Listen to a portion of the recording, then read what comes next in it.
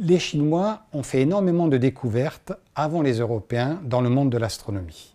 Des découvertes assez fondamentales, puisque si on les cite assez rapidement, il s'agit des taches solaires, il s'agit des comètes, il s'agit des éclipses sur lesquelles ils ont été capables de les prédire, et il s'agit bien sûr des supernovas, des explosions d'étoiles.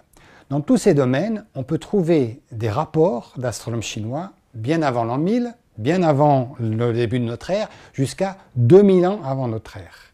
Et donc, le premier exemple qu'on peut citer, c'est celui des comètes. Parce qu'on travaille en astronomie chinoise sur de vrais documents. C'est extrêmement particulier, puisqu'on sait qu'en Europe, par exemple, la majorité des textes grecs ont été perdus. On en a des copies, des recopies. Alors que là, on a des choses qui sont trouvées dans des tombeaux lors de découvertes archéologiques, parfois relativement récentes.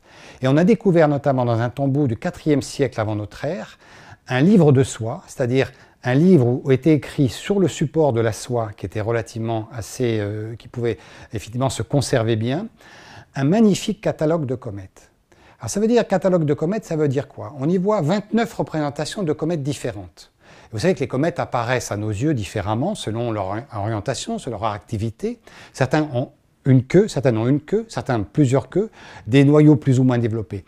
Toutes ces variétés de comètes, pratiquement celles qui ont été répertoriées par la suite par les astronomes modernes, sont présentes sur ce catalogue de comètes qui est évidemment dessiné à la main.